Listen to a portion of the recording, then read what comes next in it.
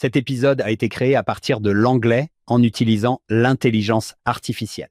À venir dans cet épisode de Follow Him.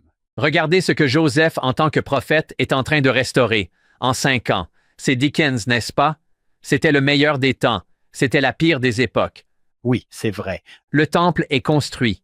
Les clés sont restaurées. Visite angélique. Après la dédicace du temple de Kirland, les gens pensaient qu'ils étaient dans le millénaire. Ils se demandaient si c'était le millénaire. Avons-nous été ici? Parce que le Christ est venu. Nous avons de multiples apparitions. Nous sommes peut-être dans le millénaire. Quelques mois plus tard, les membres des 12 apôtres ont apostasié. Joseph et Sidney doivent fuir pour sauver leur vie. Leur vie est en danger. Des complots visant à tuer le prophète Joseph. Cette idée d'être comme la prière et l'action de grâce. Qu'est-il advenu de la reconnaissance pour tout ce que Joseph avait rétabli grâce à Dieu? Ils ont cessé d'être reconnaissants pour la lumière et la connaissance qui avaient été rétablies par un prophète de Dieu, au point d'être trompés par ce mauvais esprit. Soyez reconnaissants pour ce que vous avez. Qu'y a-t-il de mieux que le plan du salut? Il n'y a pas une seule chose que j'ai entendue dans ma vie qui illumine mon âme comme le plan du salut. J'ai vécu avant ma naissance. J'ai des parents célestes. Il y a un plan pour cette expérience ici sur Terre. Je peux devenir comme mes parents célestes. Vous vous moquez de moi? Il n'y a rien de plus doux, mais tout d'un coup, oui, mais c'est un mauvais banquier et j'ai perdu de l'argent. C'est vrai. En même temps, soyez reconnaissants pour ce qui a été restauré. Les familles sont éternelles. Cette doctrine, un seul point de vente ici. Si votre cœur résonne avec ça, et vous savez que c'est le cas. Nous sommes la seule religion que je connaisse qui croit que les familles sont éternelles. Pourtant, toutes les chansons d'amour, tous les poèmes ne parlent pas d'amour éternel. Nous suivons cette piste depuis la vie prémortelle. Soyons reconnaissants d'avoir obtenu cela grâce à un prophète. Bonjour à tous, bienvenue dans ce nouvel épisode de Follow Him. Je m'appelle Hank Smith. Je suis votre animateur. Je suis accompagné de mon co-animateur, John By The Way. John, l'article 46 contient tellement de descripteurs que je vais en utiliser autant que possible. John By The Way, qui a le don de la parole de sagesse. John By The Way, qui a le don de la connaissance. John By The Way, qui a la foi pour être guéri. John By The Way, qui a la foi pour guérir. John By The Way, qui connaît les différences d'administration, les diversités de fonctionnement. John, tu as tous ces dons. C'est assez incroyable. Eh bien, je les cherche. John. En parlant de cadeaux, nous sommes rejoints par une personne aux multiples talents. Il s'agit de Danny Ricks.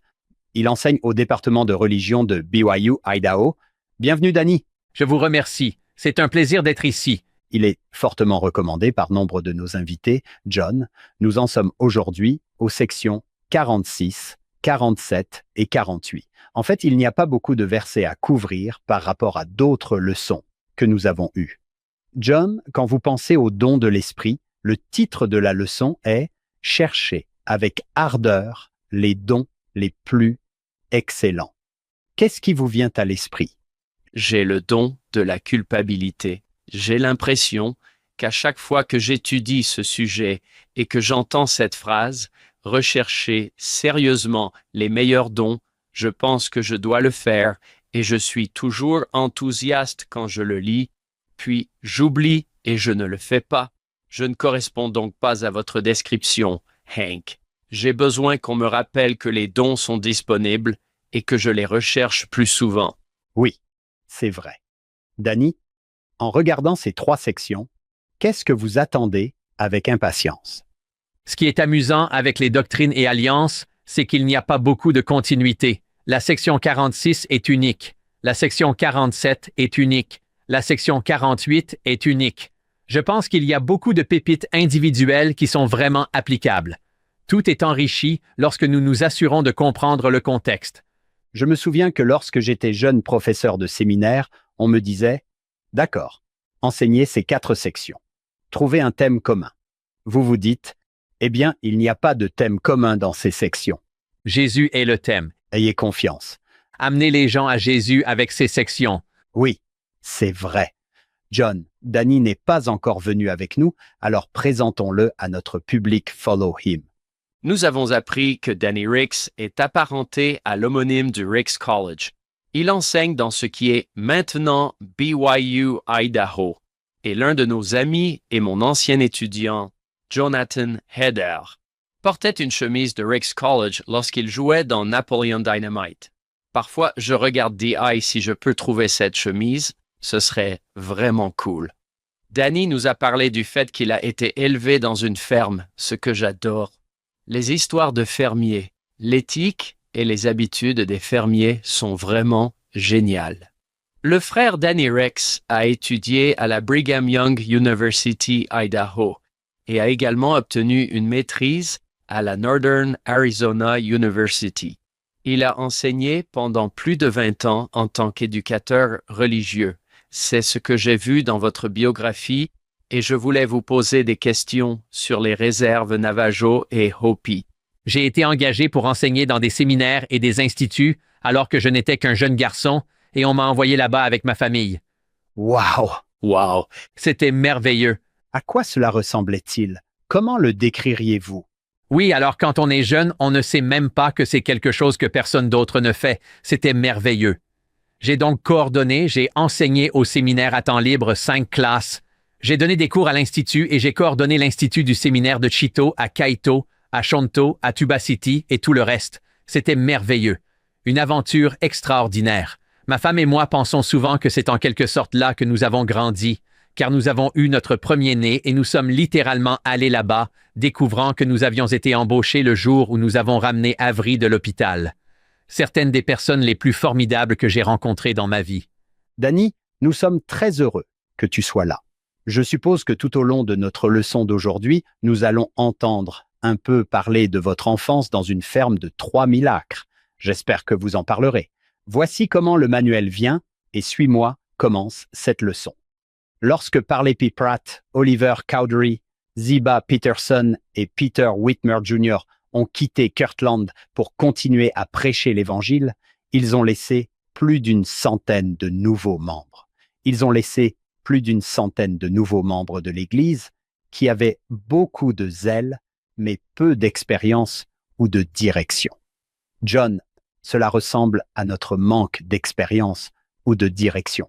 Il n'avait pas de manuel d'instruction, pas de réunion de formation des responsables, pas de diffusion de la conférence générale. En fait, il n'avait même pas assez d'exemplaires du livre de Mormon pour tout le monde. Beaucoup de ces nouveaux croyants avaient été attirés vers l'Évangile rétabli par la promesse de merveilleuses manifestations de l'Esprit, en particulier celles décrites dans le Nouveau Testament. Mais beaucoup avaient du mal à identifier les véritables manifestations de l'Esprit. Voyant la confusion qui régnait, Joseph Smith a prié pour obtenir de l'aide. La réponse du Seigneur est précieuse aujourd'hui, alors que les gens nient ou ignorent souvent les choses de l'Esprit. Il a réaffirmé que les manifestations spirituelles sont réelles.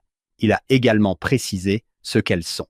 Des dons d'un Père céleste aimant, offerts à ceux qui l'aiment et gardent tous ses commandements et à ceux qui cherchent à le faire. Waouh! Très bien, Danny. Sur ce, comment devrions-nous commencer cette leçon?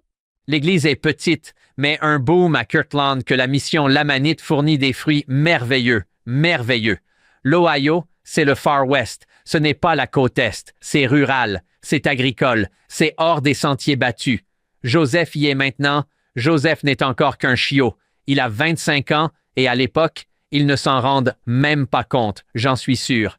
Comment pourriez-vous réaliser les choses étonnantes qui vont se produire à Kirtland? Plus d'expérience du Père et du Fils à Kirtland que partout ailleurs dans l'histoire de l'Église. Voilà déjà quelques faits amusants pour Joseph et Emma. Oui, 7 déménagements en 4 ans de mariage jusqu'à présent. Une fois arrivés à Kirtland, voici l'étendue des lieux où ils vont vivre. 7 endroits à Kirtland, la maison des Whitney, la ferme des Morley, c'est là que les jumeaux sont morts. La ferme de Johnson pendant environ 1 an. Le magasin Whitney a duré environ 1 an et demi et l'école de prophètes qui se déroulait à l'époque là où elle se trouvait. Puis ils ont eu leur propre maison pendant 4 ans. Parfois, je pense que nous faisons de Kirtland une sorte d'astérisque dans l'histoire de l'Église. Nous étions comme la première vision, puis nous sommes à Nauvoo et nous prospérons. Si l'on considère tous les endroits où Joseph a vécu sa vie d'adulte, c'est à Kirtland, dans l'Ohio, que l'on trouve le plus grand nombre d'apparitions. C'est là qu'ont été enregistrées 9 apparitions du Sauveur au prophète Joseph. 5 apparitions du Père et du Fils ont été enregistrées. C'est l'endroit où la majorité des membres de l'Église se trouvent en Ohio, d'où le commandement de se rendre en Ohio. Les gens commencent donc à se rassembler. Nous oublions un peu que tout le monde est un nouveau converti à ce moment-là. Tout le monde est là. Il n'y a pas de membre à vie. Personne n'est né dans l'Église et n'a été élevé jusqu'à l'âge adulte. Et ce mélange de cultures devait être si unique. Il y a une diversité interne dans chaque religion.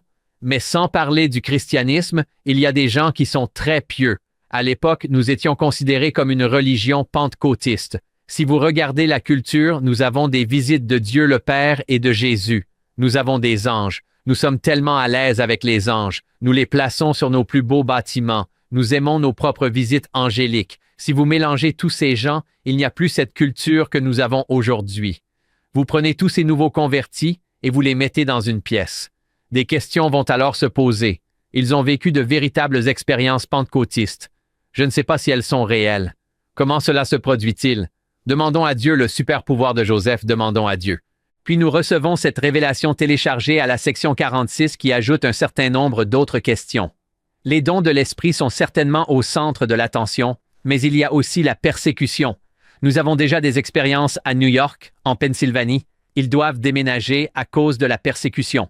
Et cela avant même les choses difficiles. C'était avant le mariage plural. C'est avant les 3 royaumes de gloire. C'est avant que nous n'obtenions des choses. Je veux dire que nous sommes déjà dans trop d'émissions de télé-réalité. Mais nous serions certainement un groupe qui attirerait l'attention à ce moment-là.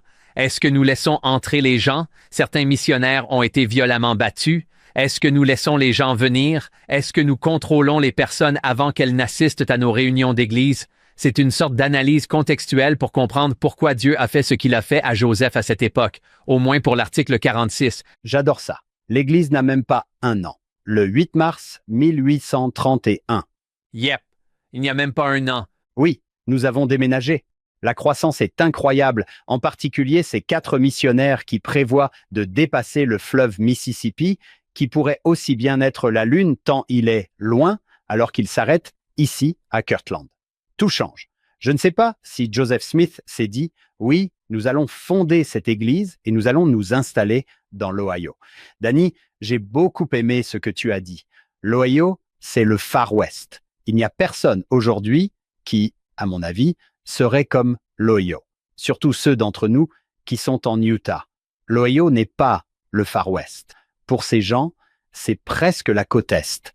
Quand on s'installe aussi loin dans l'Ouest, on s'éloigne des villes.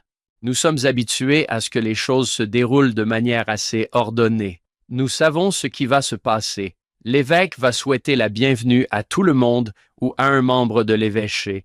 Puis nous allons avoir un hymne d'ouverture et une prière d'ouverture. Puis nous allons nous occuper des affaires de la paroisse et rien de tout cela n'avait été prévu.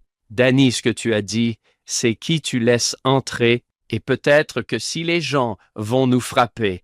Hank, je ne sais pas si ça t'est déjà arrivé, mais vous vous souvenez que John Whitmer a été historien pendant un certain temps. Je lisais le de Stephen Harper, L'Ivriette, et il raconte ceci. Je me demande si cela vous est déjà arrivé. Il raconte l'histoire suivante. Le missionnaire John Murdoch, les jumeaux Murdoch et ses compagnons prêchaient à Cleveland. Un séducteur s'est avancé, s'est agenouillé comme pour prier. En réalité, il faisait signe aux bandits de commencer leurs exactions. Immédiatement, ses acolytes ont soufflé les bougies et jeté des encriers et des livres sur l'orateur. Hank, cela vous est-il déjà arrivé? Des encriers et des livres. Oh là là! Plus tard, de retour à Kirtland, les frères ont tenu conseil, certains étant favorables à l'exclusion des réunions de l'Église de tous ceux qui ne sont pas fermes dans la foi. D'autres se sont opposés à cette idée en citant le passage du livre de Mormon dans lequel le Seigneur ordonne de ne pas empêcher quiconque de venir à vous lorsque vous vous réunissez.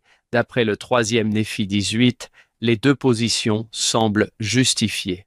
Et c'est comme quand Danny dit que Joseph Smith il dit, eh bien, demandons au Seigneur. Je suppose que je vais dans cette section, ça ressemble à l'époque du séminaire, ils vont vous jeter des encriers et des livres. Oui, je pourrais dire que lorsque j'enseignais à des étudiants de première année au séminaire, quelque chose comme ça a pu arriver, mais c'est fou. Ce serait terrifiant d'aller à l'église en pensant que je ne le connais pas. Est-ce que c'est lui qui va m'attaquer aujourd'hui? L'histoire de la persécution me fascine tellement qu'elle est déjà répandue. C'est déjà le cas. New York, c'est prévalent. Pennsylvanie, c'est prévalent. Au milieu de la traduction, ils doivent partir et aller à Fayette, à la ferme Whitmer. Maintenant, même en Ohio, le démarrage est si rapide, même avant les choses difficiles. Parce qu'en ce moment, qu'est-ce que nous sommes, Danny? Nous sommes une église fondamentalement protestante avec un nouveau livre d'écriture et un prophète. Vous avez raison. Toutes ces choses qui vont nous rendre uniques aujourd'hui n'en font pas encore partie. Oui, c'est vrai, c'est fascinant. Le Seigneur est assez clair sur la réponse à donner. Et regardez le langage. 3, 4, 5 et 6. Ne jamais chasser personne. Ne pas chasser quelqu'un qui appartenait à l'Église. Vous ne chasserez personne. Verset 6. Tu ne les chasseras pas. Je pense que l'opinion de Jésus sur la question de savoir qui est admis est très claire. Ne chassez personne. 4 fois sans jamais exclure personne. Cela fait 3 fois. On vous ordonne de ne chasser personne. Verset 5. Vous ne chasserez personne de vos réunions de sacrement. Verset 6. S'il y a des gens qui ne sont pas de l'Église et qui cherchent sincèrement le royaume, vous ne les chasserez pas. Il me semble que le seul qualificatif que j'ai vu était « qui cherchent sincèrement le royaume ». Oui, c'est vrai. S'ils sont armés d'encriers Oui. S'ils viennent avec un stand d'encre. et des livres, que comptez-vous en faire? Leur encre reste là. Aujourd'hui, ce qui m'inquiète le plus quand je fais une conférence, c'est que les gens disparaissent dans leur téléphone. Mais eux, Oui, c'est vrai. À l'époque, c'était des encriers et des livres. Donnez le signal et ils viennent vous arracher de la chair. C'est ça? Hier, j'ai eu une conversation amusante avec certains de mes étudiants. Nous étions dans 3e Néphi 17. D'accord? Dans 3 Néphi 17. Jésus dit quelque chose de très beau juste après qu'ils aient dit « Père, tu sais, ne nous abandonne pas, Jésus, ne nous abandonne pas. » Au point 7, il dit « Si vous avez un malade parmi vous, amenez-le ici. » Il dit « boiteux, aveugle, paralysé, estropié, lépreux ou desséché. » Puis il ajoute « Si vous avez parmi vous des malades, des aveugles, des estropiés, des lépreux ou des flétris, amenez-les. » Mes étudiants ont magnifiquement élevé l'homme. Tout le monde est le bienvenu. Je veux que tout le monde, si vous avez ce problème, je vous veux. Si j'ai ce problème, je vous veux. Je pense que nous avons beaucoup évolué sur le plan culturel et que si quelqu'un fumait à l'extérieur de l'église, je ne pense pas que quelqu'un aurait un problème pour lui dire « Viens ici, asseyez-vous à côté de moi. » Si vous avez des problèmes de chasteté, de pornographie, d'alcool, quoi que ce soit, venez vous asseoir à côté de moi. Je pense que nous avons beaucoup évolué de cette manière. Et j'ai demandé à mes étudiants, j'ai dit combien d'entre vous n'auraient aucun problème de vague si vous veniez vous asseoir à côté de moi? Tous, on nous sent. On est si bon, pas vrai? Oui, c'est vrai. Regardez-nous. Et puis vous soulevez la question suivante. Si tout le monde est vraiment le bienvenu, qu'en est-il de quelqu'un qui vient de poster des choses horribles? Qu'en est-il de quelqu'un de sexiste? N'importe lequel des istes. Faites ressortir n'importe quel iste que vous voulez. Voulez-vous qu'il s'assoie à côté de vous? Et instantanément, nous commençons à nous dire, eh bien, c'est intéressant que nous ayons changé un peu de culture comme « Oh mec, c'est non, non, non, nous sommes si accueillants. Nous sommes si accueillants. Jésus les veut-il vraiment? » Et la réponse est oui. Jésus veut tout le monde. Jésus veut tout le monde, quels que soient vos problèmes, quels que soient vos problèmes. Oui, vous avez des problèmes, mais vous aussi, vos péchés ont une odeur différente. C'est vrai? Jésus veut des fumeurs, des buveurs, des carrossiers. Jésus veut des sexistes, des racistes. Il veut tout le monde parce qu'il est comme vous lui donnez du temps avec moi et je peux travailler avec eux. Oui.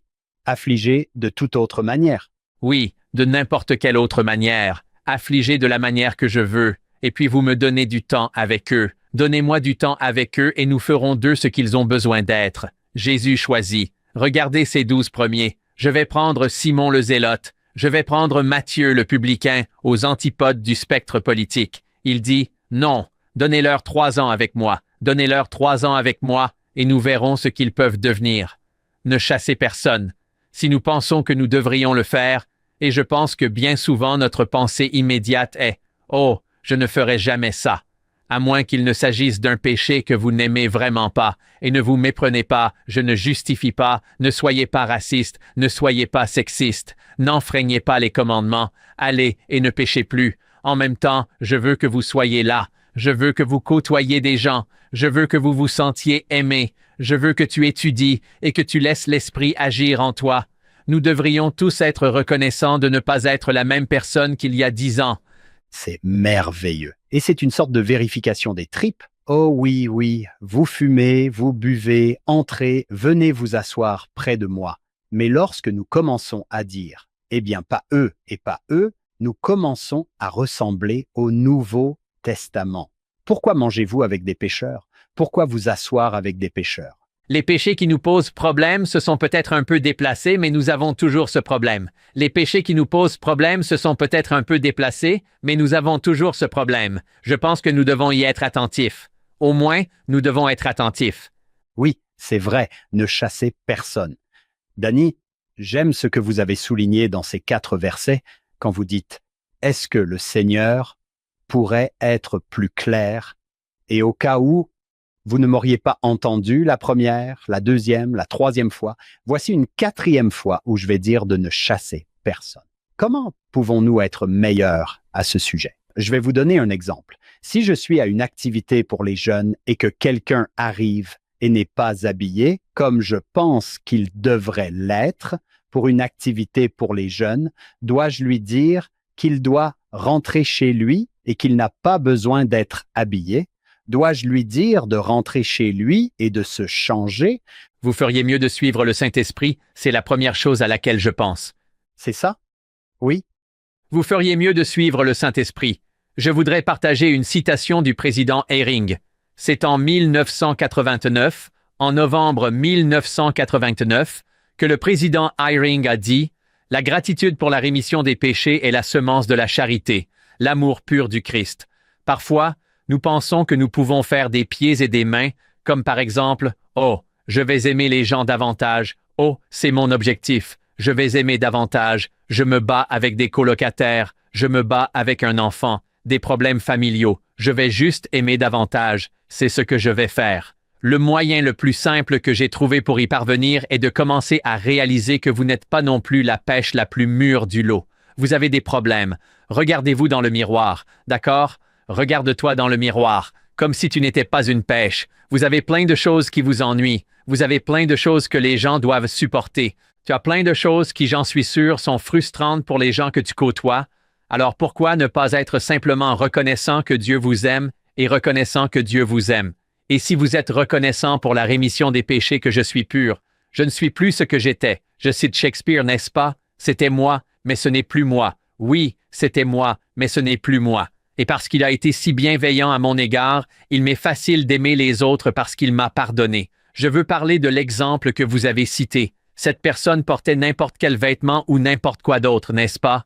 Cette personne a fait un commentaire offensant. Cette personne est impolie. Cette personne est quoi que ce soit. Vous puez parfois aussi. Dieu vous aime et vous invite. Et si je peux rester concentré sur cela, le problème est que nous continuons à regarder loin de Jésus. Si je suis en prise avec la réalité, je ne peux pas croire que Jésus m'aime. Je ne peux pas croire que Jésus m'a sauvé, alors tout d'un coup mon amour des autres est « je vais être naturellement patient avec les gens parce que je sais que Dieu est patient avec moi. Je n'en reviens pas. C'est l'une des qualités de Dieu que je préfère. Il est patient avec moi. La gratitude pour la rémission des péchés est la semence de la charité. Le problème, c'est que nous oublions que nous sommes si désordonnés. Si vous commencez à oublier que vous êtes un désordre, vous commencez à être injuste, à juger, mais vous êtes sauvé. Et si vous vous souvenez de cela, je ne sais même pas si vous remarquez des choses qui n'ont pas d'importance et si vous voyez des âmes. Je ne vois pas la personne qui fume. Je ne vois pas la personne qui s'habille de façon impudique. Je ne vois pas le raciste. Je vois un enfant de Dieu qui a besoin de Jésus et j'ai besoin de Jésus. Nous sommes donc liés par notre besoin de Jésus. Il n'y a pas de recette secrète. C'est le repentir. C'est la doctrine du Christ. Exercez sa foi en Jésus. Repentez-vous avec Jésus. Et si je suis extrêmement reconnaissant d'avoir été pardonné, il m'est facile d'aimer. C'est facile. Hank, nous avons fait un reportage sur le gamin qui s'est présenté à mon cours d'école du dimanche avec un mohawk. Tu t'en souviens? Oui, suivez-le dans les favoris. Oui, c'est vrai. Dans l'histoire que j'ai racontée, je suis revenu sur le fait qu'il y a un Dieu et qu'il vous aime. Au lieu du sujet du manuel ce jour-là. Vous savez, nous n'avons jamais abordé la question de l'habillement et de la toilette et, pour la force de la jeunesse, nous sommes restés sur le thème « Il y a un Dieu et il t'aime ». Et j'aime l'idée que Dieu nous prenne là où nous sommes. Il ne nous laissera pas là où nous sommes, mais il nous prendra là où nous sommes. Nous avons ce panneau sur notre église. Les visiteurs sont les bienvenus. Et est-ce que nous le pensons vraiment? Je me demande s'il ne faudrait pas plutôt dire « visiteurs souhaités ». Nous voulons que vous soyez là. Je voudrais citer un article que j'ai trouvé en ligne. J'aimerais en connaître l'auteur. En tant que missionnaire en Nouvelle-Angleterre ou en aidant les missionnaires lorsque je vivais en Caroline du Sud, j'ai entendu d'innombrables fois des enquêteurs dire avec tristesse « Je veux venir à l'église, mais je n'ai pas de beaux vêtements ». À cela, je répondais toujours rapidement.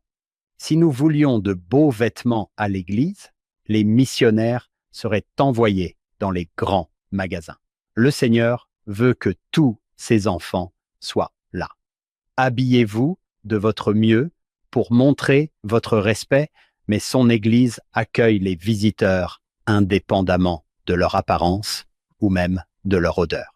L'auteur nous raconte ensuite une histoire bouleversante. Il dit que récemment, frère Holland a pris la parole lors de la conférence de Montpieu. Il a raconté l'histoire d'un jeune homme du sud de l'Utah qui faisait partie d'une équipe sportive rivale. Il a expliqué que cet homme avait contacté frère Holland 50 ans plus tard pour lui raconter son histoire. Ce jeune homme venait d'une famille violente. Son père était alcoolique et battait sa femme et ses enfants. En tant que fils aîné, il essayait de défendre sa mère et ses frères et sœurs. Se sentant dépassé, il s'est souvenu que lorsqu'il était enfant, il avait été baptisé, mais que sa famille n'était plus allée à l'église depuis lors. Il n'a jamais été ordonné prêtre, mais il a pensé qu'il pouvait demander de l'aide à l'église.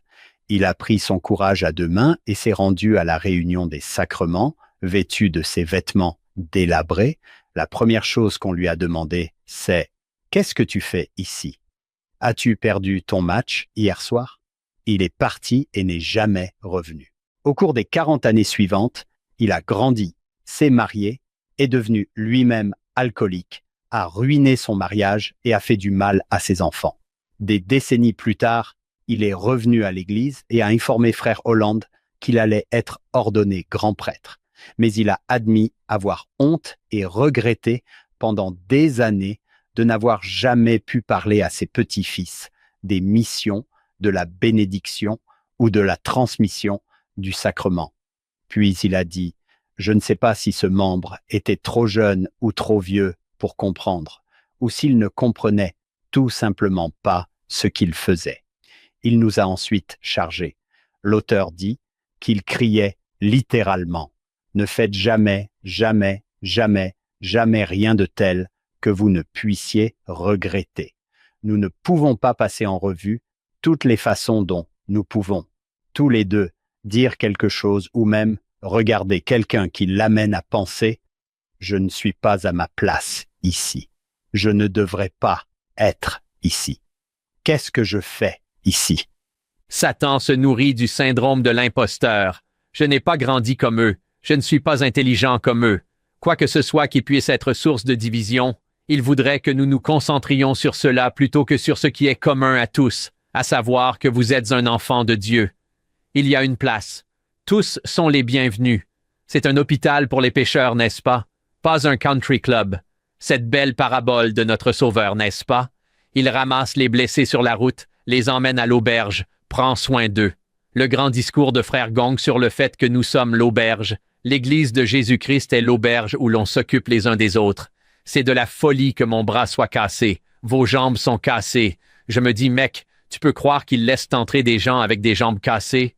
Je ne peux pas croire qu'ils laissent entrer des gens avec des jambes cassées. Non, tout le monde est désordonné. Tout le monde est désordonné. Sois reconnaissant d'avoir une place. Un peu d'humilité peut vraiment vous aider à ne pas dire ou faire quelque chose qui pourrait exclure quelqu'un.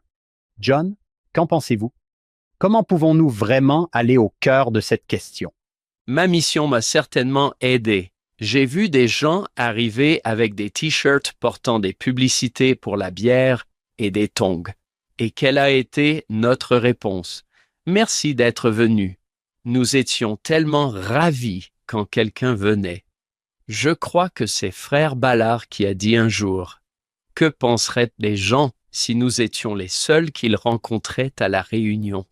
Je me suis rendu coupable de cela. Quand je regarde autour de moi, je ne reconnais pas cette personne.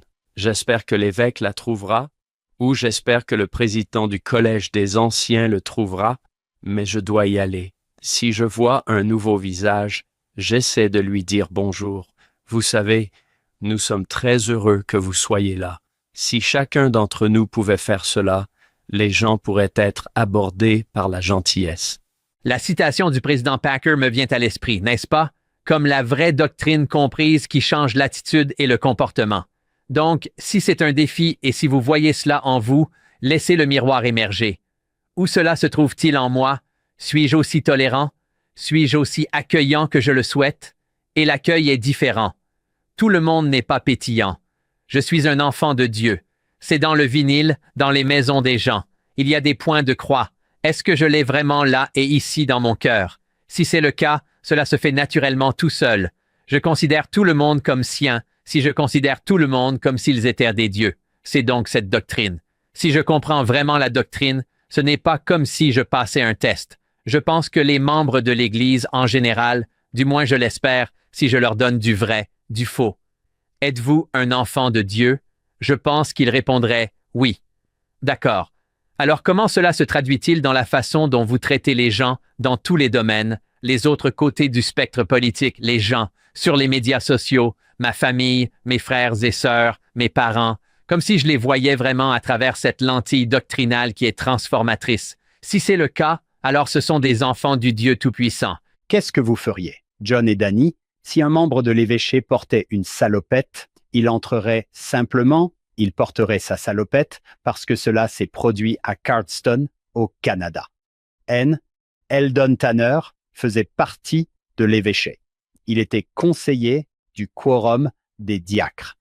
Frère Tanner a constaté que certains garçons ne venaient pas parce que leur famille n'avait pas les moyens d'acheter des vêtements pour le dimanche. Et les garçons étaient gênés de porter leur salopette.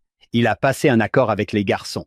Lorsqu'ils se sont présentés à l'église le dimanche suivant en salopette, le frère Tanner était lui aussi en salopette. Il a gagné le cœur de ces garçons et bientôt, ils ont tous été actifs. Alors, au lieu de juger quelqu'un pour ce qu'il porte, allez de l'avant et portez ce qu'il porte. Dites que je peux m'habiller comme ça et entrer. Tout d'un coup, Danny, quand tu en as parlé, je sais que nous n'en sommes qu'à quelques versets, mais mon cœur bat la chamade. Il faut qu'on le fasse. Je pense que Jésus est heureux parce que c'est ce qu'il dit vouloir qu'il se passe. Hank, au verset 1, on vous parle pour votre profit et vous apprenez. C'est une bonne chose, n'est-ce pas? Oh, Hank, Danny, j'ai du mal à raconter cette histoire parce qu'elle me rend si triste. Mais j'étais allé chercher quelque chose chez un loueur. J'avais besoin de louer une pompe pour quelque chose dans mon jardin. Et j'ai accidentellement laissé ma triple combinaison et mon rouleau de classe sur le toit quand je l'ai mis dans le coffre et que je suis parti. Je ne sais plus combien de jours plus tard, j'ai reçu un appel d'un type qui m'a dit « J'ai trouvé ça et ça a l'air important ». Je suis retourné chez le loueur et je l'ai remercié abondamment d'avoir sauvé tout ça pour moi. Je n'ai jamais retrouvé ma triple combinaison, ce qui était triste. Nous avons commencé à parler de l'Église et de l'Évangile. Je lui ai dit que tu devrais y aller. Je l'ai accompagné à Deseret Industries et nous lui avons acheté des vêtements pour qu'il se sente à l'aise. J'ai cherché en ligne où se trouvait son immeuble et tout le reste. Et je ne me souviens pas exactement du temps qui s'est écoulé quand je l'ai retrouvé, peut-être à l'agence de location, mais il m'a dit « J'y suis allé » et alors que j'entrais, quelqu'un m'a arrêté et m'a dit « Hé, vous êtes juste là pour manger, parce que si c'est le cas, on ne veut pas de vous. » Aujourd'hui encore, je suis si triste parce que je lui ai reparlé. Je lui ai dit « Viens avec moi, viens dans mon service, viens t'asseoir près de moi. » Mais je ne l'ai jamais revu. N'est-ce pas terrible? Je veux dire que c'est difficile pour moi de partager cela parce que ça fait encore mal. Quelqu'un a pensé que si vous n'étiez là que pour l'aide sociale, vous n'étiez pas le bienvenu. Tournez-vous. Et c'est ce qu'il a fait. Quand on parle d'adultes comme ça, n'est-ce pas? Les jeunes vont faire des erreurs. Ils vont dire des choses qu'ils ne devraient probablement pas dire. Et les adultes disent, eh bien ce jeune, je préférerais que les adultes qui écoutent, y compris nous trois, le fassent. Regardons-nous. J'aime beaucoup ce que Danny a dit. Regardez la vraie doctrine. Regardez la parabole de la grande scène. Les invités normaux qui savent comment s'habiller ne sont pas venus. Allons voir qui d'autre nous pouvons avoir. Oui, Et à la fin, c'est comme aller sur les autoroutes. partout. Inviter tout le monde pour que mon dîner soit rempli d'invités. J'y ai pensé en pensant à ce type. Oh là là.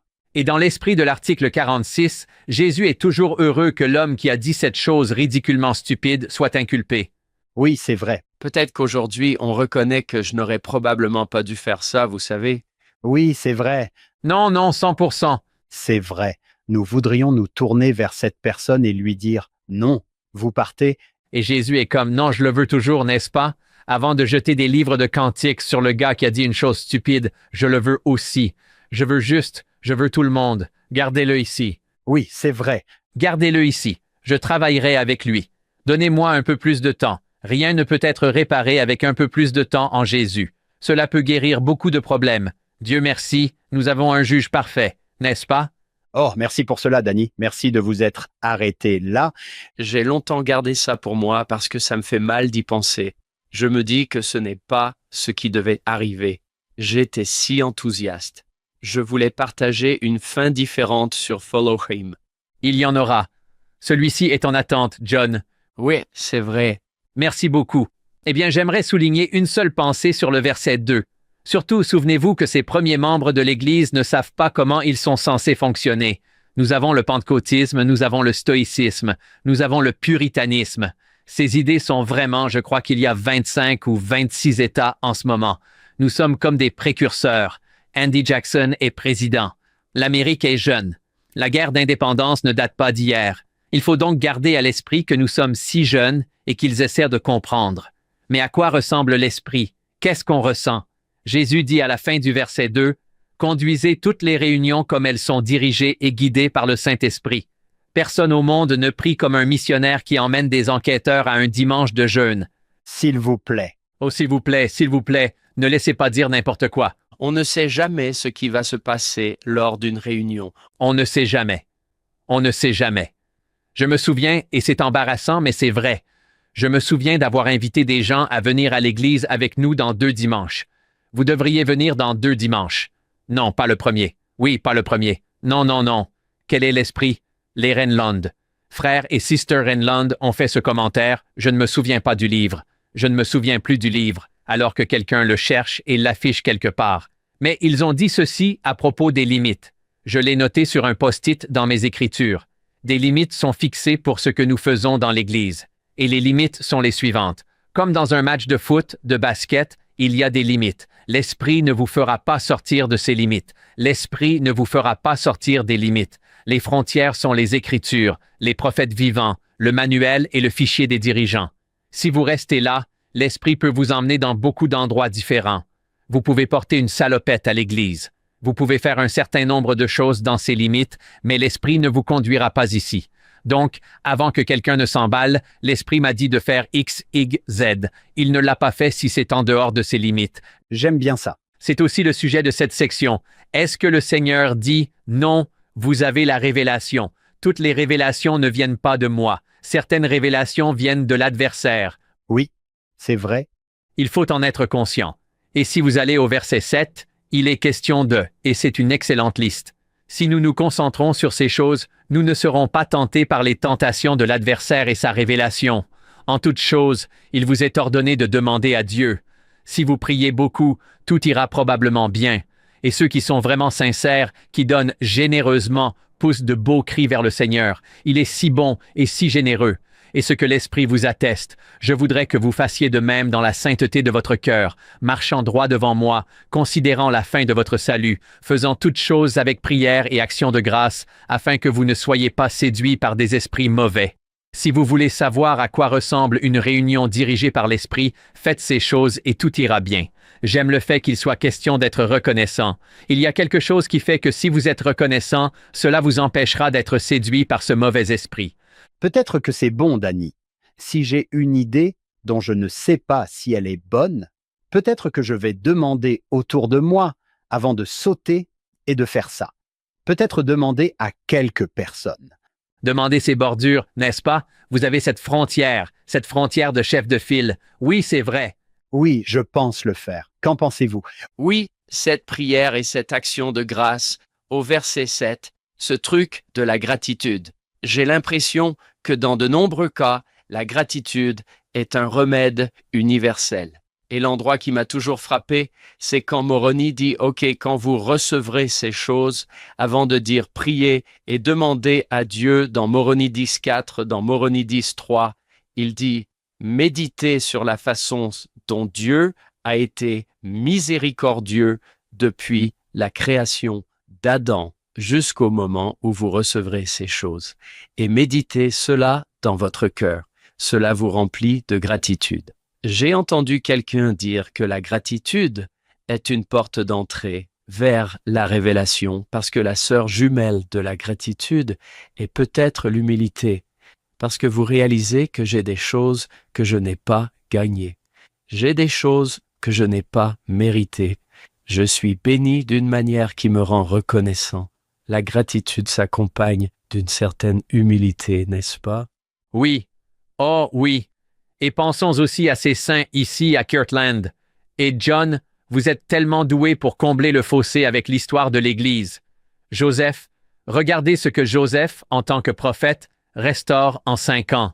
C'est du Dickens, n'est-ce pas? C'était la meilleure des époques. C'était la pire des époques.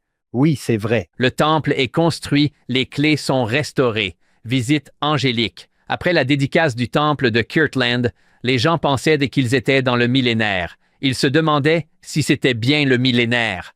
Avons-nous été ici? Parce que le Christ est venu. Nous avons de multiples apparitions. Nous sommes peut-être dans le millénaire. Quelques mois plus tard, les membres des 12 apôtres ont apostasié. Joseph et Sidney doivent fuir pour sauver leur vie. Leur vie est en danger. Des complots visant à tuer le prophète Joseph. Cette idée d'être comme la prière et l'action de grâce. Qu'est-il advenu de la reconnaissance pour tout ce que Joseph avait rétabli grâce à Dieu? Ils ont cessé d'être reconnaissants pour la lumière et la connaissance qui avait été rétablie par un prophète de Dieu, au point d'être trompés par ce mauvais esprit. Soyez reconnaissants pour ce que vous avez. Qu'y a-t-il de mieux que le plan du salut? Il n'y a pas une seule chose que j'ai entendue dans ma vie qui illumine mon âme comme le plan du salut. J'ai vécu avant ma naissance, j'ai des parents célestes. Il y a un plan pour cette expérience ici sur Terre. Je peux devenir comme mes parents célestes. Vous vous moquez de moi? Il n'y a rien de plus doux. Mais tout d'un coup, oui, mais c'est un mauvais banquier et j'ai perdu de l'argent. C'est vrai. En même temps, soyez reconnaissants pour ce qui a été restauré. Les familles sont éternelles. Cette doctrine? Un seul point de vente ici. Si votre cœur résonne avec ça, et vous savez que c'est le cas, nous sommes la seule religion que je connaisse qui croit que les familles sont éternelles. Pourtant, toutes les chansons d'amour, tous les poèmes ne parlent pas d'amour éternel. Nous suivons cette piste depuis la vie prémortelle. Soyons reconnaissants d'avoir obtenu cela grâce à un prophète. Ces saints à qui cette révélation est donnée dans 5 ans vont se retourner contre Joseph. Ils perdent tout, 1/3 des dirigeants de l'Église à Kirtland. Mais s'ils avaient été reconnaissants, la prière et l'action de grâce, c'est une bonne combinaison. C'est puissant. C'est très bien dit. Bon travail. Oui, j'adore ça. Jésus l'a dit. Vous rappelez-vous quand frère Uchtdorf a dit « Nous marchons sur un chemin de diamant sur le plan doctrinal, nous marchons sur un chemin de diamant, mais nous nous y habituons tellement. Nous ne sommes pas reconnaissants. Nous ne sommes pas reconnaissants pour la lumière et la connaissance que nous avons. Nous pouvons les considérer comme acquises et commencer à critiquer les évêques en disant qu'ils ont fait ceci, ou que la présidente des jeunes femmes a dit cela, et que vous ne pouvez pas croire qu'ils sont humains. » C'est choquant. Oui, n'est-ce pas la chose la plus folle? Pierre coupe les oreilles. Jésus l'appelle Satan. Il renie le Christ 3 fois. Mais je n'ai aucun problème avec le fait qu'il soit un prophète. Jonas fuit les choses et est même triste que Dieu sauve les gens qu'il veut voir détruits. Mais c'est un prophète. Mais ô pitié, pas Joseph, pas Joseph. Je montre à mes étudiants la scène où Jacques et Jean veulent brûler un village samaritain. Hey, commandons le feu du ciel. Ce sera génial. Ce sont des apôtres. C'est très bien. Pierre, Jacques et Jean. Des types formidables. Oui, des gars formidables. Mais vous avez intérêt à être un bon banquier. Oui, j'aime beaucoup ça. Ne soyez pas trompés. Méfiez-vous de ne pas être trompés, car vous pouvez être séduits par un mauvais esprit ou une doctrine du diable. C'est tout le verset 7 et 8. Et c'est aussi un choix de mots intéressant. Se séduit comme il va s'attaquer à vos faiblesses, à vos insuffisances, à tout ce qui se passe. Et vous attirer. C'est si triste. Tant de gens, surtout à notre époque, sont tombés. Mais les principes sont les mêmes. Je dois prier, je dois être reconnaissant. Je dois m'efforcer d'être saint et de marcher droit devant Dieu. C'est si bon. J'ai entendu quelqu'un dire que les gens pensaient « Oh non, qu'un tel ou un tel avait une crise de foi ». Or, si l'on regarde l'histoire des débuts de l'Église, on se rend compte qu'il y a toujours eu des crises de foi. Ce n'est pas nouveau. Il en a toujours été ainsi. Il y a des crises de foi tout le temps. Oui, c'est vrai. Lisez le Nouveau Testament où l'on voit Jésus avec ses 12 et ce sont les 12. Ce n'est pas inhabituel. C'est le moment du sermon sur le pain de vie. Les gens s'en vont. Ils n'aiment pas ce que Jésus vient d'enseigner. Je suis venu pour la nourriture, peut-être pour les miracles, mais je ne suis pas venu pour qu'on me dise que je vais, vous savez, manger la chair de ce type et boire son sang. Alors je m'en vais. Jésus se tourne vers les 12. Allez-vous me laisser faire? Pierre a un grand moment. Où vais-je aller? Et vous savez ce que j'aime dans cette histoire, Hank? C'est que j'ai appris sur ce podcast appelé Follow Him avec un très bon animateur et un co-animateur médiocre. Oui, c'est vrai. Mais j'ai appris qui avait dit que boire du sang était contraire à la loi de Moïse. Ce fut un moment d'angoisse pour Pierre. Mais il savait que Jésus finirait par l'expliquer. Ce qu'il a fait, ceci est comme mon sang. Faites ceci en mémoire de moi. D'accord. As-tu les mots de la vie éternelle? Je reste avec vous, même si je ne comprends pas tout pour l'instant. Où vais-je aller? Où vais-je aller? Pierre, considérant la fin de son salut. Où vais-je aller? Vous avez les paroles de la vie éternelle. Où vais-je aller qui a un plan de salut? Où vais-je aller si j'ai la prêtrise et les clés de la prêtrise? Où vais-je aller? Où vais-je aller si j'ai des bénédictions patriarcales? Où vais-je aller qui a une organisation qui m'aide à bénir l'humanitaire? Je pourrais continuer encore et encore, comme si la liste était innombrable. Nulle part, c'est tout. Envisager la fin de son salut. Quelle phrase. Oui, c'est vrai. Considérez le résultat de tout cela et l'auteur et le finisseur de tout cela. Vous et moi, nous avons des questions, mais je suis d'accord pour attendre de savoir ce qu'il en est du mariage plural. Je suis d'accord pour attendre de l'entendre de la bouche des gens qui étaient là. Pour tout autre sujet difficile, je peux envisager la fin de mon salut et dire « Vous savez quoi? Je suis heureux d'attendre de savoir. » Un peu comme Pierre, n'est-ce pas? John? Je ne sais pas ce qu'il veut dire par là. Je ne sais pas pourquoi il dirait cela, mais bien sûr, je vais rester. Comment pourrais-je le savoir autrement? Parce qu'il a les paroles de la vie éternelle. Peut-être que Pierre pensait qu'il expliquerait cela un jour, et peut-être qu'il ne savait pas s'il le ferait, mais il l'a fait. Je pense que la force de cet article réside dans la pertinence des leçons que vous nous montrez, car il s'agit de choses auxquelles nous sommes confrontés. 1831 ou 2025. Oui, c'est vrai. Jésus sait de quoi il parle. Choquant, n'est-ce pas? Oui, il est bon. Il est bon. Parlons des dons spirituels. C'est le titre de Venez, suivez-moi. C'est certainement leur objectif. Jésus, verset 8. Prenez donc garde de ne pas être séduits, et afin de ne pas l'être, recherchez avec ardeur les dons les plus excellents, en vous souvenant toujours de la raison pour laquelle ils ont été donnés. C'est une phrase intéressante. Se souvenir de la raison pour laquelle ils sont donnés. Il dit en 9 qu'ils sont donnés pour le bénéfice de ceux qui m'aiment et qui gardent tous mes commandements, et celui qui cherche à faire ainsi, c'est moi. Il se peut que je ne les garde pas tous, mais j'essaie. Je cherche à en faire profiter tout le monde. Ce n'est pas une chose pour vous. Ce n'est pas juste une chose pour vous. Oh, regardez tous ces talents. Nous mélangeons parfois les dons spirituels et les talents. Ce n'est pas la même chose. Et nous suivons les choses de manière prématurée. Nous ne parlons pas de cela. Nous parlons d'un don de l'esprit. Et regardez le verset 10 et ensuite nous verrons le président Oaks au verset 10. Et encore une fois, en vérité, je vous le dis, je voudrais que vous vous souveniez toujours et que vous reteniez toujours dans votre esprit que ces dons qu'ils sont donnés à l'Église. Nous essayons parfois de surestimer les dons spirituels. C'est une question de terminologie. Oui, les gens sont talentueux. Oui, Dieu a béni des gens. Mais lorsque nous parlons de dons spirituels dans ce contexte, nous parlons de dons. Dieu a donné à des personnes à qui on a imposé les mains sur la tête et qui ont reçu le don du Saint-Esprit.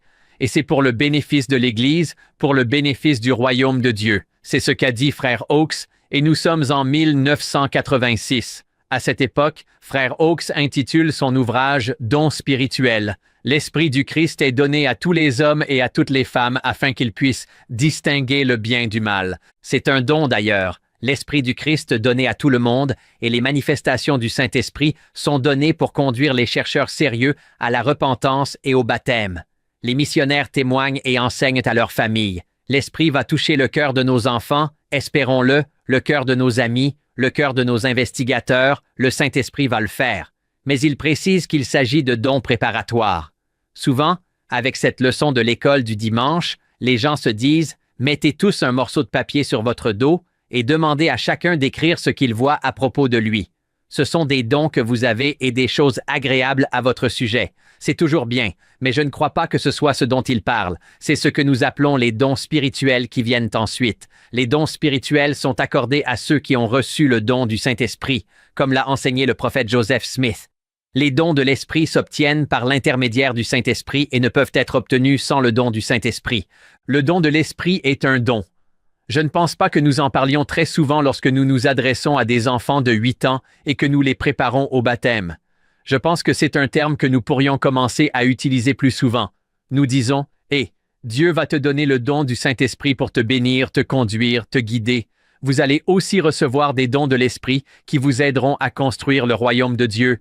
Quels que soient ces dons, ils passent en revue ces dons étonnants. Nous pouvons les comparer aux Corinthiens, nous pouvons les comparer à Moroni. La merveilleuse conférence parle de tous les nombreux dons que nous avons, mais ils sont destinés à l'édification du royaume. Frères, vous avez tous deux le don d'enseigner et vous l'utilisez pour construire le royaume. Je pense qu'un jour nous rencontrerons Jésus et qu'il nous dira « Je t'ai donné ce don. Je suis heureux que vous en ayez fait quelque chose. » Mais encore une fois, il ne s'agit pas de talent, ces dons sont donnés. Donc, en regardant cette liste, continuez à vous demander, soyez comme « j'ai quelques-uns de ces dons. » Vous n'avez pas de temps à consacrer à la fausse modestie. Dieu vous a donné des dons. Si vous avez participé à ce projet, Dieu vous a donné des dons. Alors commencez à les utiliser. Posez-vous la question suivante. Parce que j'ai ceci, comment puis-je mieux exercer mon ministère? Comment puis-je mieux servir ma vocation? J'ai une responsabilité contractuelle d'être un mari et un père, de pourvoir aux besoins et de protéger. Et il va m'aider à donner ces dons pour que je puisse le faire. Ne vous limitez pas. Je ne veux pas que cette réflexion porte uniquement sur l'Église, car le président Nelson nous a enseigné que chaque fois que nous faisons quelque chose qui aide quelqu'un, vivant ou mort, à contracter ou à respecter des alliances, nous rassemblons Israël. Mais n'oubliez pas qu'il s'agit d'un don spécial accordé aux membres de l'Église pour qu'ils fassent ce que Dieu voudrait qu'ils fassent en partageant la bonne nouvelle de Jésus-Christ avec le monde entier. C'est pourquoi il donne aux gens la connaissance, comme vous savez que vous avez un témoignage de Jésus-Christ. C'est pour cela qu'il y a une différence d'administration, c'est pour cela qu'il y a un discernement dans 23. une prophétie dans 22, des miracles dans 21, la foi de guérir dans 2019. C'est pour construire ce royaume, pour construire cette communauté du Christ. John, je sais que vous aimez le verset 15. Depuis que nous l'avons examiné il y a 4 ans, et je pense que vous le saviez avant moi, où sont ces différences d'administration, cela signifie-t-il que, regardez, écoutez le Seigneur et la façon dont vous administrez ces programmes parce qu'ils changeront, s'adaptant à ses miséricordes selon les conditions des enfants des hommes. John, vous souvenez-vous, Candy Horton était ici avec nous il y a 1 mois ou 2, et il a dit qu'il était le président de Pieux. Une femme vient se confesser et pensait qu'il dirait « sortez d'ici » et ne revenez jamais. Et il a dit que l'esprit était très clair pour lui, que le Seigneur voulait que cette femme prenne le sacrement aujourd'hui. Le Seigneur adapte ses miséricordes aux conditions des enfants, des hommes.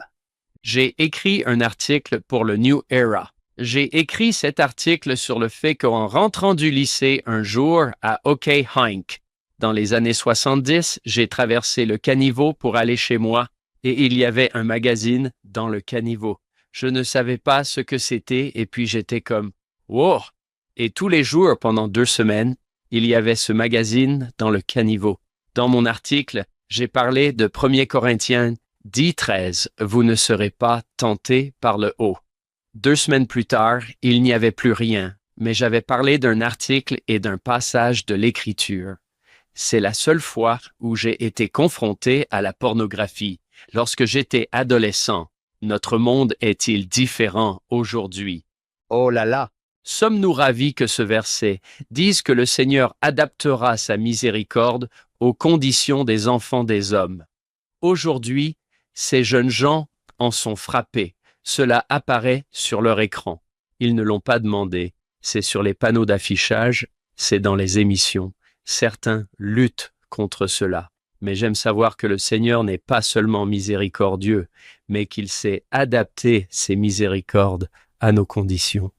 Merci de m'avoir accordé une seconde avec ce verset, parce qu'il m'a donné tellement d'espoir et m'a poussé à essayer de dire aux jeunes « Eh, vous êtes dans un monde différent, mais Dieu connaît le monde dans lequel il vous a envoyé. Il sait à quoi vous avez affaire. Il sait parfaitement comment adapter ses miséricordes à vos conditions. » Je pense qu'il est approprié de considérer tous ces dons comme des attributs du Christ. Le Christ est parfait dans tous ces domaines. Et lorsque vous étudiez la vie de Jésus, regardez comment il administre différemment à tant de gens. Certains, comme l'homme des Gadaréniens, viennent et disent « Je veux te suivre ». Jésus lui répond « En fait, tu n'as pas le droit de me suivre. Tu dois aller faire ceci. » D'autres personnes viennent et il dit « Non, suis-moi absolument ». Et vous vous demandez pourquoi il y a une telle différence. Parce que Jésus connaît les conditions des enfants des hommes. Parfois, Jésus renverse les tables. Parfois, il ne parle même pas.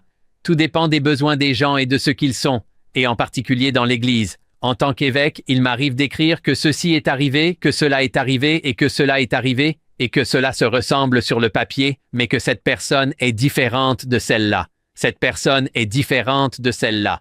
Et si vous vous efforcez de faire ce que Jésus veut que vous fassiez, le conseil sera différent. Les périodes de temps sont différentes. Comment cela est-il possible? Eh bien parce que les gens sont différents, mais Jésus comprend que c'est un don.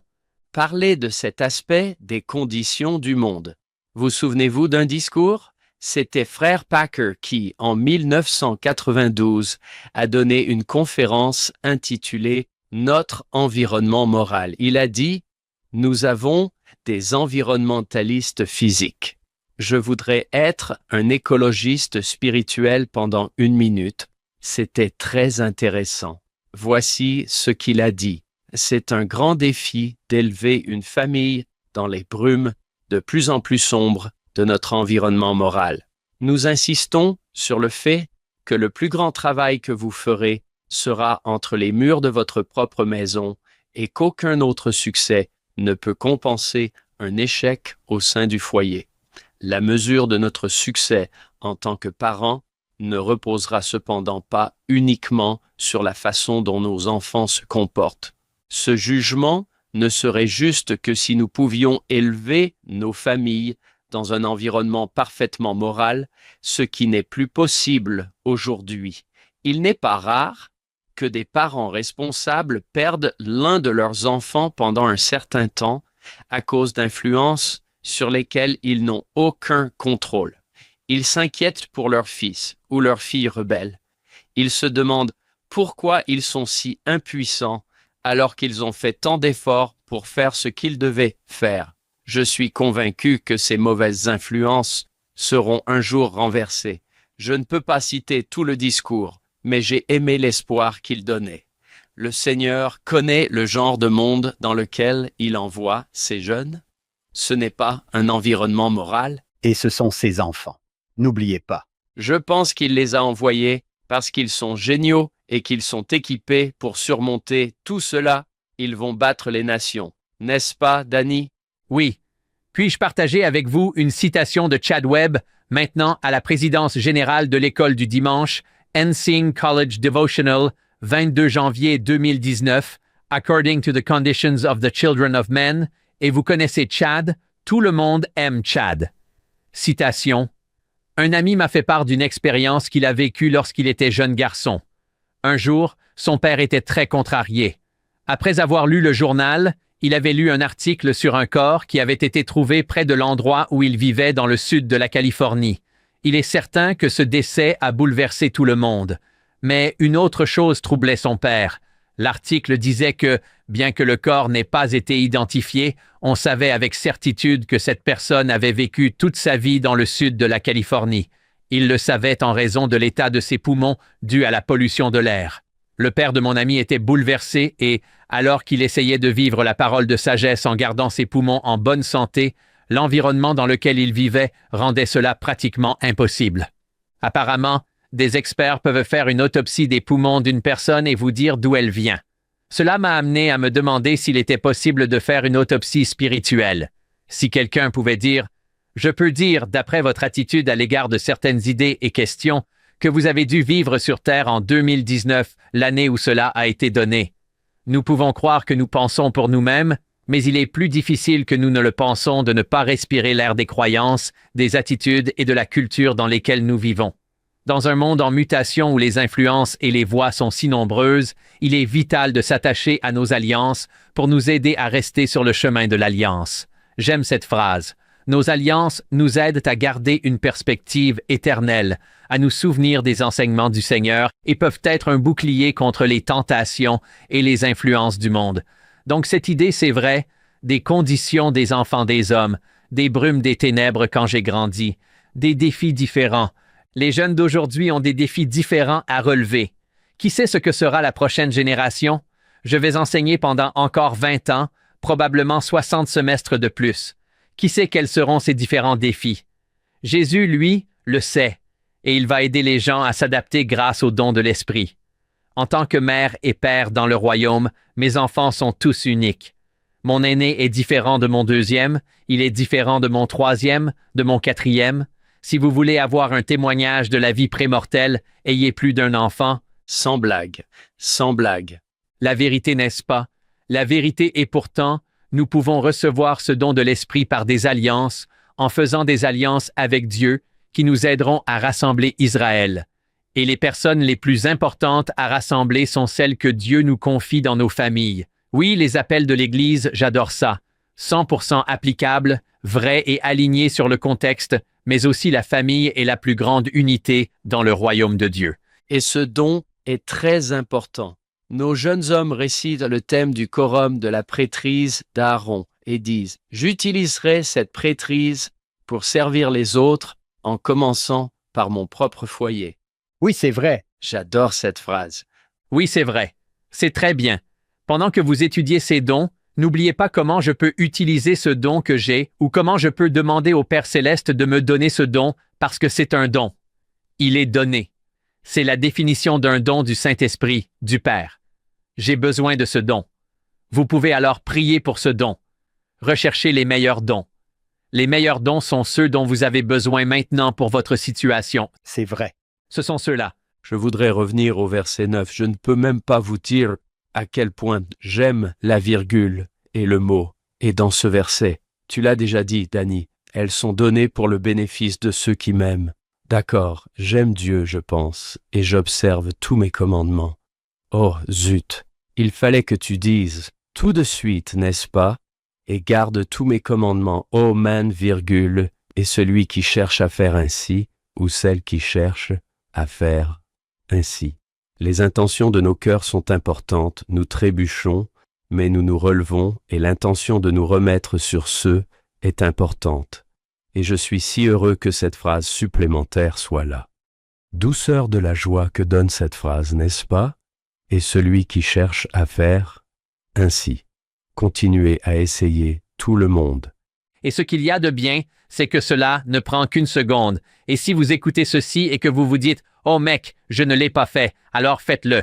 Ensuite, vous vous dites « Je vais chercher et dès que vous le ferez, le Seigneur vous bénira et il vous aidera à obtenir les choses dont vous avez besoin pour votre vie, pour la vie de votre famille, pour le royaume. » Alors que nous examinons tous ces dons de l'esprit, y en a-t-il un que vous voulez mettre en évidence et qui pourrait être déroutant pour quelqu'un ou pour lequel vous vous dites « Écoutez, celui-ci est une idée importante. Assurez-vous de le voir. » Oui, passons-les en revue. J'ai déjà aimé les réflexions de John sur les différences d'administration.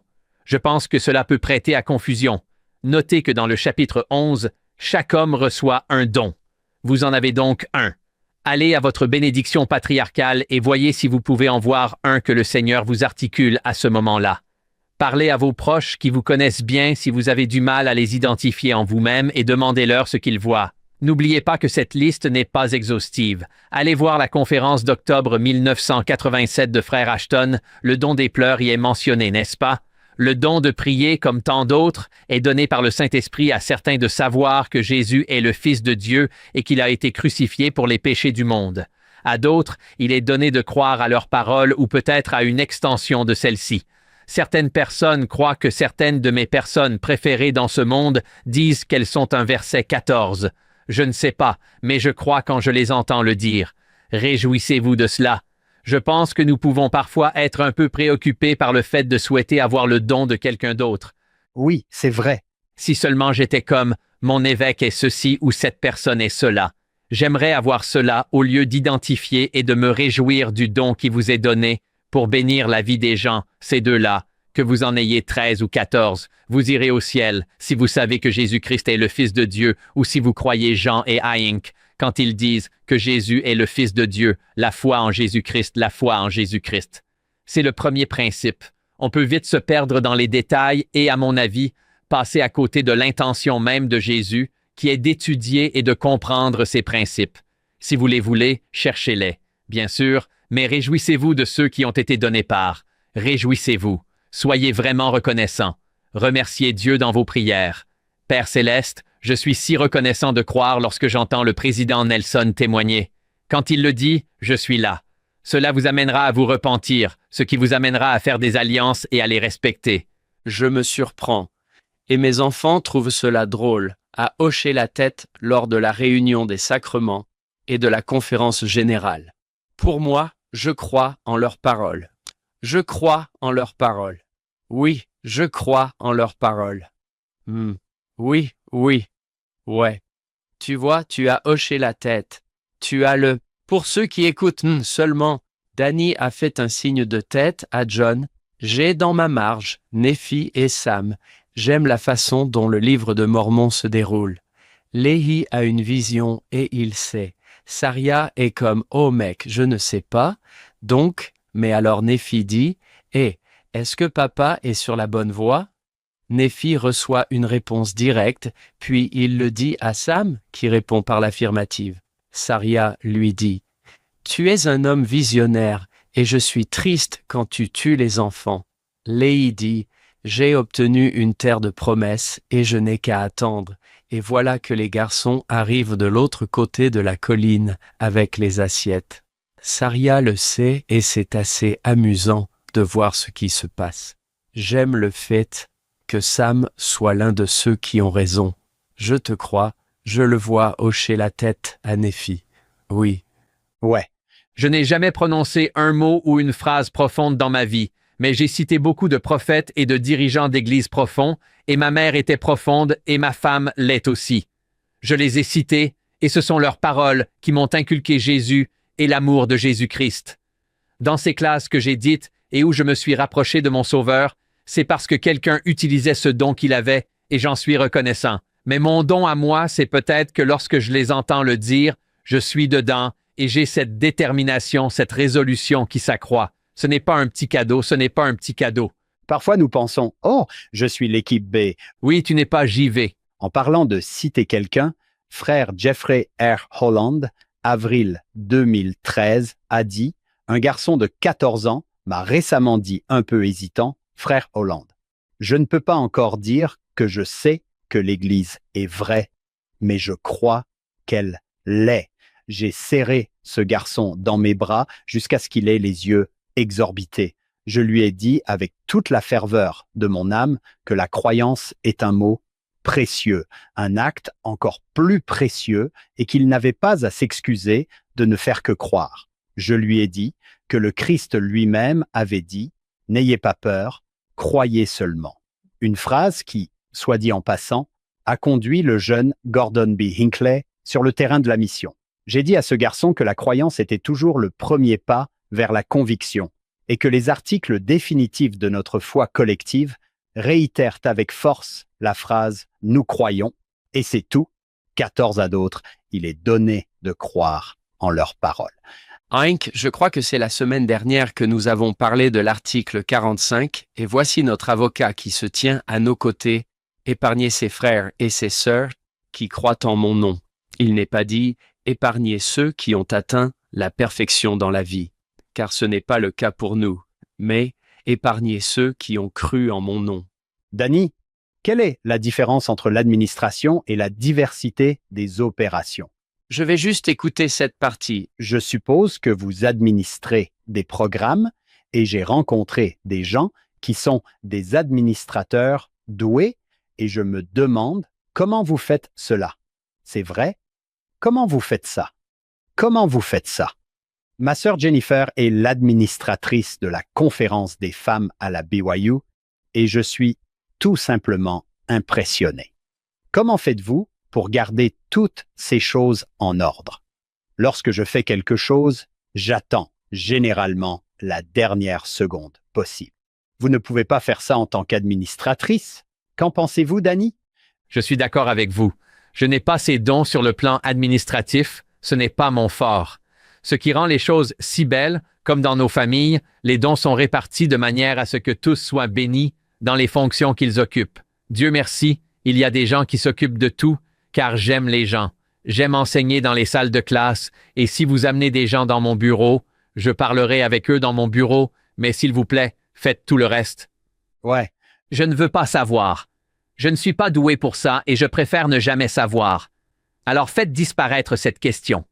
J'ai posé cette question à l'un de mes amis, et voici ce qu'il en pense. Il a ce don. Je ne l'ai pas. Je pense que c'est intéressant. C'était sa citation. Il s'agit de mon ami Dale Stern. Si vous connaissez Dale, il est brillant. Il a participé à notre émission. Oui, c'est vrai. Il est brillant. J'ai suivi son cours plusieurs fois à BYU, Idaho. Pendant tout le semestre, je m'assois et je suis tellement ennuyeux, mais je m'en fiche parce qu'il est tellement bon. Je m'assois et je prends des notes. Il a dit, « Quand je regarde comment Paul utilise ces termes exacts dans 1 Corinthiens 12, je vois que les termes sont des traductions d'une phrase grecque qui pourrait être plus clairement énoncée comme des variétés de services et des variétés d'activités. Paul en ajoute une au début de son passage, la variété des dons. Il y a donc des variétés de dons, mais le même esprit. Il y a des variétés de services, mais c'est le même Seigneur. Il y a des variétés d'activités, mais c'est le même Dieu qui les habilite et qui habilite tout le monde. Il semble que Paul dise que les dons sont variés et qu'ils se manifestent dans différents types de services et différentes sortes d'activités, mais qu'ils découlent tous de Dieu par l'intermédiaire du Saint-Esprit. Cela correspond à Moroni 18. Les dons sont nombreux. Ils viennent du même Dieu et ils sont administrés de différentes manières, mais c'est le même Dieu qui opère tout en tous et il va connaître les différences d'administration et connaître les diversités d'opérations comme spécifiques. Si vous voulez en faire des dons discrets et spécifiques, j'aurais tendance à considérer le premier comme le don d'organiser d'une manière qui bénisse les membres et accomplisse les desseins du Seigneur, et le second comme le don de voir les dons de Dieu dans les actions des autres. La différence est subtile, mais elle est importante. Le premier est le don de voir les dons de Dieu dans les actions des autres. En tant que parent, vous devez voir cela chez vos enfants, dans les postes de direction de votre paroisse pour être capable de voir même les choses, et l'Esprit partagera avec vous ces choses que vous n'auriez jamais vues chez eux. Des gens qui, lorsque vous leur adressez des appels, vous diront « Je ne peux pas faire ça ». C'est ça? Presque comme l'évêque Whitney quand Joseph appelle l'évêque Whitney « Je ne vois pas d'évêque en moi, alors vous ne me croyez pas ». Vous allez demander au Seigneur parce que c'est là. Comment Joseph le sait-il? Comment un évêque le sait-il? Comment un président de pieux le sait-il? Comment une présidente de société de secours le sait-elle? C'est comme si j'avais besoin que cette femme soit l'instructrice. Elle ne pense pas qu'elle peut être une instructrice.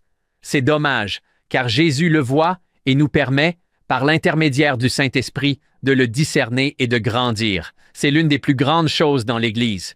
Dieu est vraiment doué pour cela et il se dit « Ah mec, ils vont apprendre et grandir et comment je vais faire ça? Parce que vous allez vous retrouver dans des situations inconfortables. Je ne savais pas que je pouvais enseigner avant d'être appelé en mission. C'est un don de l'esprit, un talent et quelque chose qui a été développé. Peut-être une combinaison des trois, mais je ne savais pas qu'il était là jusqu'à ce qu'il soit mis au jour par un appel prophétique. Dans ma situation, si vous vous trouvez dans ce genre de situation, vous pouvez faire confiance à cet appel et vous dire que Dieu peut me donner cela. Peut-être que vous seriez un bon greffier de paroisse. Peut-être que c'est sur le point d'arriver. Et Dieu sera comme, je vais l'aider à apprendre comment s'assurer que tout fonctionne. Parce que je vais vous dire, l'une des définitions de l'enfer, c'est de ne pas avoir un bon surveillant, n'est-ce pas?